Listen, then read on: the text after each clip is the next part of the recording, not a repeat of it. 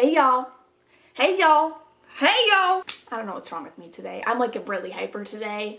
I am back, and today we're continuing our series about the most haunted places in the United States. Today we are doing Alaska, Alabama, Alaska, and then next time is Arizona, and that's what I'm most excited for because I live in Arizona. I found 10 of the most haunted places in Alaska, and we are going to read about them together. Nothing to ramble about today, even though I'm really hyper and I wish I could ramble. Like I wish I could ramble right now, but I have nothing to ramble about because I rambled in my last video about like my trip that I just took, so I have nothing to say. So we're just gonna get right into this. Actually, I do have something to say. My birthday is on Sunday when you're seeing this. Oh my god, it's my birthday! Happy birthday to me! My birthday's on Sunday when you're watching this video. It's my birthday today, and I'm going to Flagstaff with a couple friends and my sister, and I'm very excited. We're just gonna go up to Flagstaff, I want to say tomorrow because it's Friday when I'm filming this. We're going to Flagstaff on Saturday, and we're staying the night until Sunday today.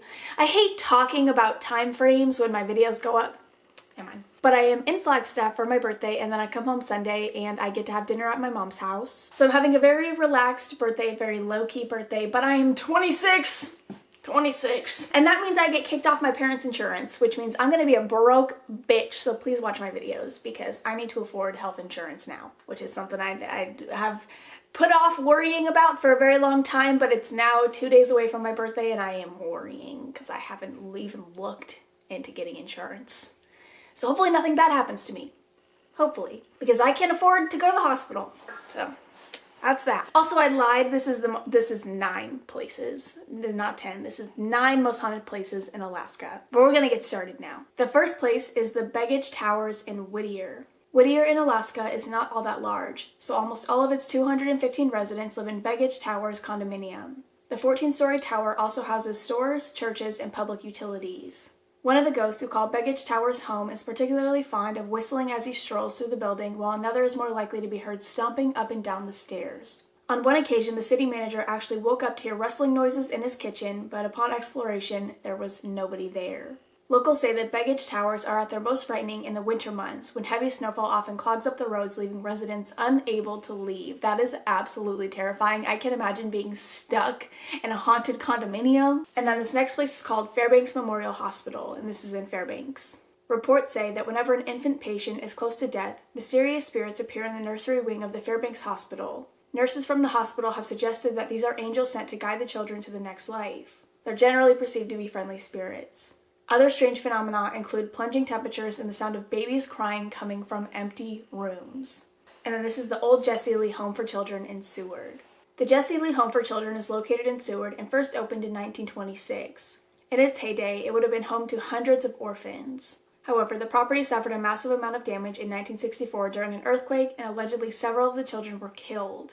It is these poor children who are now said to haunt the deteriorating property.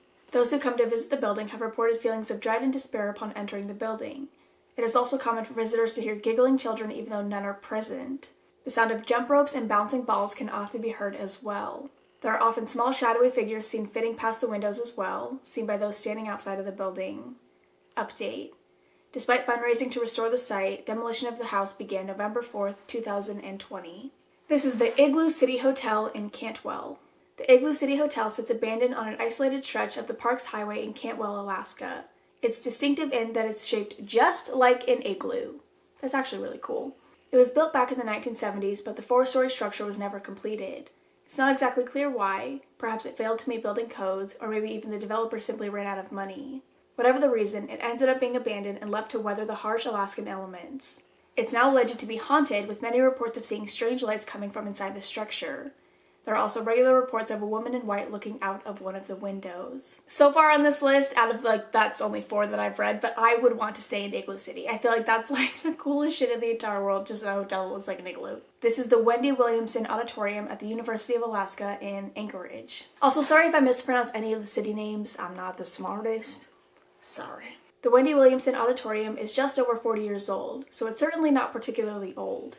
However, that does not mean that it hasn't got more than its fair share of ghosts. There is one particular spirit who is said to be a fairly angry male with a dislike for brunettes. Women who have long brown hair are often pushed by this unseen presence. There have also been reports of a woman in white appearing during a performance, and at first, the audience assumed she was part of the show. That is, until she disappeared. Some reports also refer to giggling children and a teenage boy haunting the building. This next one, when I was like looking at the list, this one stood out to me because this is a high school. It's Nightmute High School in Nightmute. And I think about going to a haunted high school and I couldn't take it. Everyone remembers Moaning Myrtle from Harry Potter, right? The teenage schoolgirl doomed to haunt the school bathroom where she died. Well, Nightmute High School in Alaska has its very own version of the fictional ghost. Reading. A little girl is said to haunt the school's bathrooms, and she is known to flush toilets and to flick lights on and off. However, unlike Moaning Myrtle, she isn't confined to the bathroom. She's also been heard wandering around the school, humming, and she often plays with basketballs if they're left unattended in the gym. Unfortunately, nobody's actually sure who this ghost girl actually is. But a grave was discovered underneath room number 106, which might explain the origin of the hauntings of Nightmute High School. And then this is Badarka Road in Chugiak. When it comes to spooky tales about Alaskan ghosts, one of the most well-known stories is regarding a tragic axe accident. The story goes that a 5-year-old girl was helping her father chop wood out in the woods to bring back to the cabin where her mother and younger sister were waiting.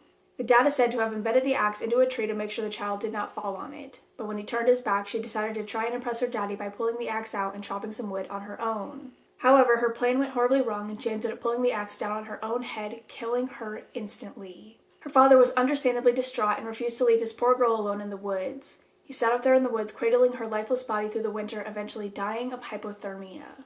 It is now alleged that if you drive down Badarka Road in Chugiak at around 3:30 a.m., you may see the man cradling the corpse of his daughter sitting by the roadside. That is the creepiest one so far. That's absolutely terrifying, and it's fucking heartbreaking. And then this next one is the Red Onion Saloon in Skagway.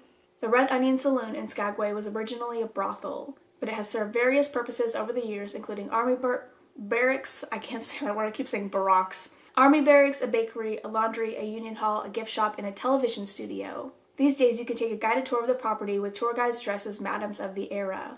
It really is like taking a step back into the height of the gold rush. The Red Onion Saloon has a unique way of doing business. The first floor was the bar area, and the upper floor had 10 rooms where the ladies could entertain their guests. Down in the bar there were 10 dolls, each representing the working girls. If the doll was laid flat on her back, it meant the girl was occupied. If it was sitting upright, it meant she was available. That's actually crazy. In terms of paranormal activity, one of the most prominent ghosts that are said to call the Red Onion Saloon home is a female spirit known as Lydia. It's believed that Lydia was one of the prostitutes that once worked at the brothel. Her footsteps are often felt on the second floor where the brothel used to operate, and visitors also report a strong scent of perfume and unusual cold spots. Lydia has also been seen as a full-body apparition walking around in the madam's room and sometimes running down the hall. Strangely enough, Lydia is also said to water the plants, and often the hostesses will come in and find the soil in the pots are damp. On occasion, Lydia is also said to behave very aggressively towards men. Okay, that one is really fucking weird. That one is so creepy. But it reminds me of a story from Jerome, which is in Arizona, which I'll probably read in the next one. I'll probably read something about it. If not, I've made a video about Jerome in the past, so I'll just link that down below. But it reminds me of a brothel in Jerome. Very similar stories. And then this last one is called Eldred Rock Lighthouse in Lynn Canal. Just off the coast of Alaska lies one of the most haunted locations in the state. The Eldred Rock Lighthouse is the oldest original lighthouse in Alaska, having been born out of a list of tragic shipwrecks in the area. One of the most notorious of all shipwrecks was the Clara Nevada steamship. In 1898, she ran aground on Eldred Rock, bursting into flames and plunging into the canal's icy depths. The disaster claimed 75 lives, and it's also believed that hundreds of pounds of gold were on board when it sank, never to be recovered. It's the souls of these unfortunate passengers and sailors of the Clara Nevada and other countless shipwrecks that are believed to haunt the island and the surrounding waters to this day. Alaska is definitely on my list for like top 10 places I want to visit in the United States. And so I would love to visit some of these places. I would absolutely love to do that. Maybe not that last one. I don't really want to get on a boat and like die, you know. That is all I have for Alaska. I hope you guys enjoyed. Sorry these videos are going to be a little bit shorter, but that's just what happens when we're reading about the most haunted places in these places. Haunted places in these places. So that's what happens. These videos get shorter. I am gonna go hang out with my cats because I'm leaving tomorrow and I always miss them dearly. Oh my god, when me and John went to see his family, we went to Colorado to see his family and to snowboard. I was away from my cats for almost 5 days, and it was literally the hardest time of my life. And I talked about this in my last video, but I didn't tell this part. But I got a concussion snowboarding. I'm almost positive I have a concussion because my head literally still hurts to this day, and it's been like 2 weeks, which is probably not a good thing, but I also don't want to go to the hospital because I'm a baby and I hate the hospital. And I'm fine, like nothing's wrong, like I'm okay. I'm all good up here. It just kind of like hurts a little bit, but I can't tell if it's like I just have a headache or whatever. Sorry, I'm really hyper, so I'm gonna ramble. But I got a concussion, and so I immediately start crying on the mountain because it hurt really bad, and I'm the biggest pussy in the entire world. But I started crying immediately, and then I still had to make my way down towards John because I was like literally laying in the middle of a run. So I had to make my way towards John with my eyes like filled with tears. I couldn't see anything. And then once I got to John, we took off our boards and we walked to a parking lot so his mom could come get us. And I was crying the whole time. And then this, of course, I calmed myself down too. And of course, this like random lady was like, "Are you guys okay?" Because we were just like chilling on the side of the mountain in a parking lot. And he was like, "Yeah, she hit her head." And so I started crying again. And then as soon as John's mom came to get us, I was crying still because I couldn't stop crying. So we get back to the house that we were staying at, and John was like, "Do you want to build a snowman?" And I calmed myself down again, and I was like, "Yeah, I want to build a snowman." We get outside.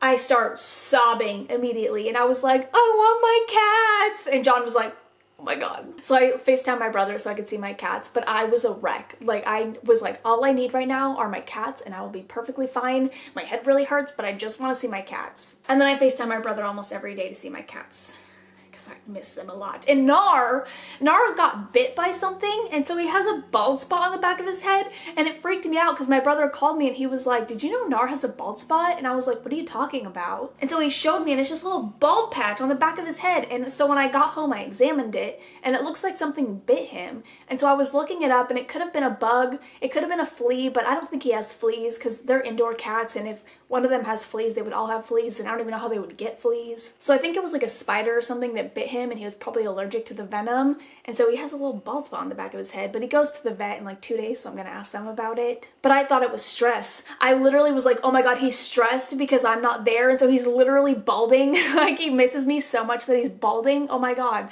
I was so concerned. I was like, oh my god, my cat's gonna die because I went on vacation. But that's what I get for going on vacation, I guess. That's what I get. But yeah, I have to leave them again, and I am not mentally prepared for it. I'm gonna shut the fuck up. Okay, I'm gonna go. I'm sorry. I'm so sorry. I don't know. I just rambled for like 5 minutes. Okay, I'm so sorry. Bye. I hate myself. I don't know when to shut the fuck up. I don't know. I don't know when to shut the fuck up. See ya.